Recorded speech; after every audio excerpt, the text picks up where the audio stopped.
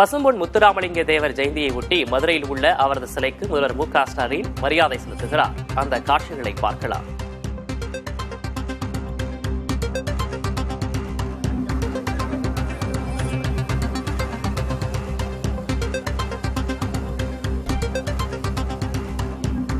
பசும்பொன் முத்துராமலிங்க தேவர் ஜெயந்தியையொட்டி மதுரையில் உள்ள அவரது சிலைக்கு முதல்வர் மு.க.ஸ்டாலின் மரியாதை செலுத்தி வருகிறார். அந்த காட்சிகளை பார்க்கிறோம். கூடுதல் விவரங்களை செய்தியாளர் மணிகண்ட பிரபுவிடம் கேட்கலாம். மணிகண்ட பிரபு, விரிவான விவரம்.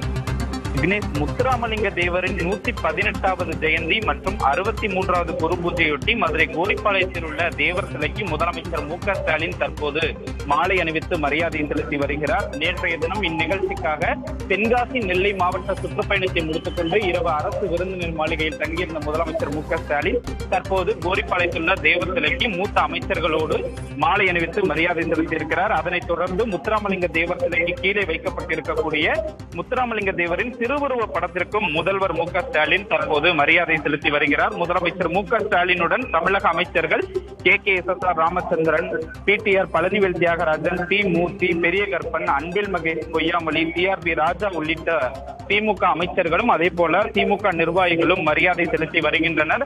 இந்த நிகழ்ச்சியில் தூத்துக்குடி நாடாளுமன்ற உறுப்பினர் கனிமொழியும் உடன் இருக்கிறார். தொடர்ந்து சாலை மார்க்கமாக முதலமைச்சர் மு.க.ஸ்டாலின் ராமநாதபுரம் மாவட்டம் பசும்பொன் சென்று அங்கு தேவர் நினைவாலயத்திலும் மரியாதை செலுத்துகிறார். முன்னதாக மதுரை தெப்பக்குளத்தில் உள்ள மாமன்னர் மருதுபாண்டியர்களின் திருவுருவ சிலைக்கும் மாலை அணிவித்து மரியாதை செலுத்த இருக்கிறார். முதலமைச்சரின் வருகையொட்டி கிட்டத்தட்ட 1000த்திற்கும் மேற்பட்ட காவல்துறையினர் பாதுகாப்பு பணிகளில் ஈடுபட்டிருக்கிறார்கள். போக்குவரத்து மாற்றம் என்பதும் பெரிய அளவில் செய்யப்பட்டிருக்கிறது. தற்போது முதல் நிகழ்வாக முதலமைச்சர் தேவர் சிலைக்கு மாலை அணிவித்து மரியாதை செய்திருக்கிறார். விக்னேஷ், விவரங்களுக்கு நன்றி மணிகண்ட பிரபு.